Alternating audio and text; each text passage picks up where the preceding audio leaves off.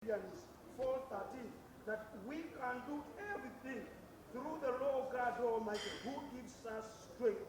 Kyonna tusobola okukikola. Asobola okutegeka concert, asobola okubeera ow'amaanyi, asobola okugattibwako emikwano, asobola okugattibwako basponsa eri gwe Katonda atuwa amaanyi olw'ensonga era ye gwatuwa amaanyi amagezi n'obuyinza okukola obugagga nga bw'oyogera mu kyamateeka essulo ery'omunaana olutandikira ku lunyiri olw'17. Akaseera kano tukanywereza mu zino ze zimu ku nteekateeka Mukama eziri mu kugenda mu maaso okumakinga sure nti olunaku nga lumu October lubeera lwaffe kukuŋŋaana si mu bubi wabula mu bulungi nga Mukama naawe kennyini tuze nga tukikugamba entakera ku mmeezayo nti wano mu Uganda entertainment industry yeeyokka gye tukyasigaza ne tukusaba oti tukuumire ffenna Bannayuganda bwe tukuŋŋaanira ab'amawanga ag'enjawulo ab'enzikiriza ez'ebyobufuzi ez'enjawulo ffenna ne tujja okuwagira omuyimbi omu nga teri yeewa. Nkusaba era nga nteekateeka mu bwengula I declare and pass decrees that no weapon are formed against him is going to prosper. As we speak in Isaiah 54:17, we declare and declare, reason being you are the one God who gives us strength. You are the one who empowers us. As we speak in 1 Corinthians 10:13, Father, go ahead and declare your word in this place. All the gifts we get depend on the grace you give us. As we speak in Romans 12:16, I declare your word, Lord God, that we won't be neglected by the gifts we receive, because all we get them from you. As we speak in Bannamawulire bonna ab'e Uganda tusanyusa balaba olunaku olwaleero era nga twetegekera olunaku olwanga lumu October, olunaku olugenda okubeera olw'amaanyi. Ffe nga ababbala mu marketing tuli beetegefu nnyo. Ensonga etuleese wa Gravity muyimbi wa amaanyi, Gravity abaddewo, Gravity alina hiiti, kyakola akimanyi, ayagalwa abantu. So n'olwekyo olw'engeri eyo twegasse bulungi naye ne tutegeka sound ey'omulembe, ne tutegeka amataala, production egenda kuba yanjawulo gye mutalabangako okuva mu bbala mu marketing. Era n'olwekyo njagala okwebaza aba partners baffe abazze ne begatta ku kintu kino ekyanga lumu October, MTN Uganda, akagirwawo Sports Betting, Bukedde TV ne Keva Motors. Era kintu kyemugenda okulaba kuno kyanjawulo nnyo kyemutalabangako mu cricket oval. Mujje mu bungi, mujje mulabe show. Security y'amaanyi, tulina security ya Uganda Police n'ebitongole ebirala byonna ebya Uganda bikola ku by'obukuumi. Tewali gwe bagenda kubba, buli kimu kitegeke bulungi.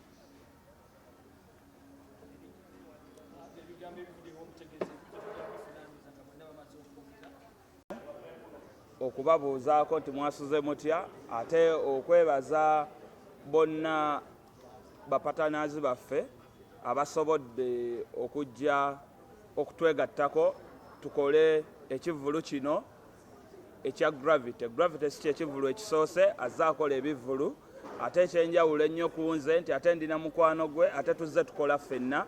This time round nzize nga Keva Motors oba Kiva Motors okusupportinga Gravity n'abayimbi abalala bonna. Mbadde nga njijambawo emmotoka, kati olwaleero nzize ne ŋŋamba owabawo abayimbi abategeka ebivvulu nga bwe bansupportinga, bwe basupportinga Keva Motors Company, naffe tugenda obbasupportinga tubateekemu ssente mu bintu weebiti, tweyambire wamu obulamu butambule.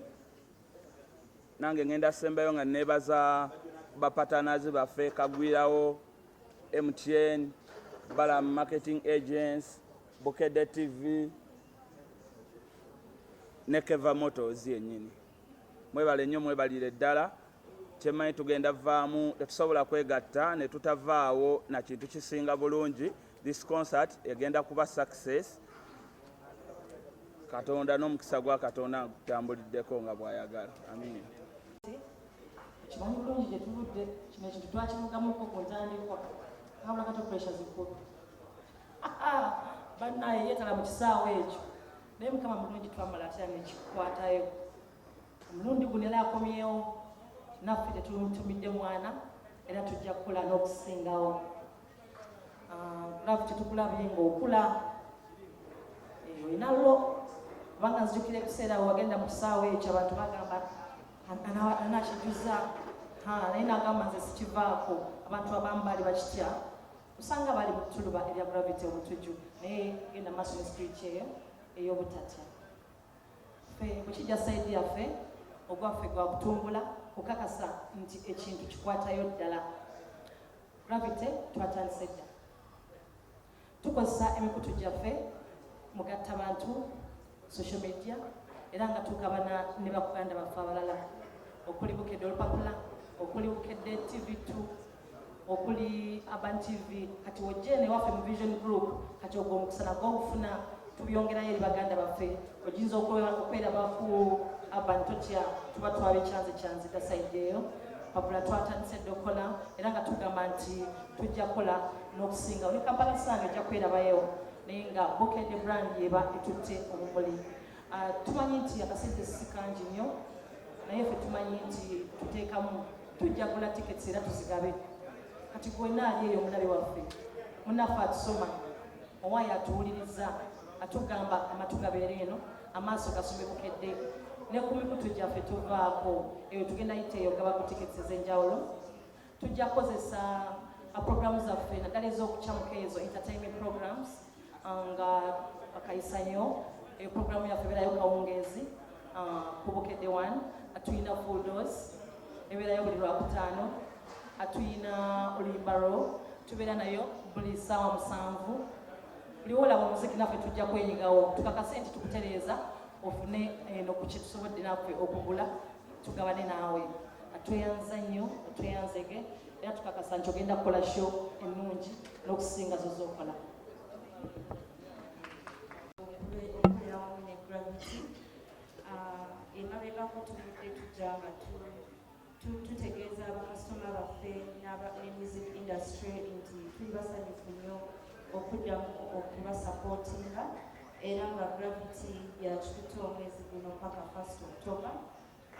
Ebyenjawulo bye tugenda okukola twabyogerako n'emabega where tulina discounted tickets ku lunaku lwennyini olwa concert era bakasitoma baffe abalungi mwena abawagizi ba gravity olunaku lwa concert kola olunaku lwennyini abasooka okutuukawo ticket ofunayo discount ng'osasulako mumaka naye era tulina bakasitoma baffe bafani ba gravity betuyita bakola tune funds nga olina akayimba akulidde nga yakawulira tukutegeeza wena ali eyo olina challenge gy'ogenda okwetabamu okuwangula emitwalo 5 ne tickets 10 wonna wamu era wetwogerera gravity tiktok challenge yakitaddeyo dda ku tiktok page ye nga kyolina okusooka okukola olina kunyiga star 177 hash olondeko oluyiga lwa gravity lwonna olukunyumira nga lwosinga okwagala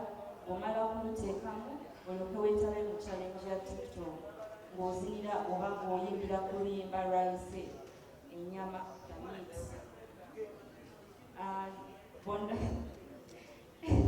anasinza likes ogenda kuwangula emitwalo 5 ne tickets 10 ye kenyininyini agenda okuliwadinga emitwalo 5 ne tickets osobola okujja mu show so bafans ba gravity mwena abaliyo bakasitoma baffe abalungi aba MTN okuwagira gravity si kujja ku concert eyokayoka naye teekamu akayimba kano akubidde nga yakawulira kuddiramu kodira lya gravity eri star 177 hash no okay kuliko obuyimba bwa gravity ekumi obusinga londako konna kuba weesiimidde abakukubira basobole okukyamuka oba nabo okuyimba nga bakubidde nga tonakwata simu yo era tuteeka ekizu ku challenge ya tiktok bafans ba gravity downloading akayimba wetabe mu challenge eno vidiyo eneesinga okubeera ne likes ennyingi ng'owangula emitwalo 5 ne tickets 10.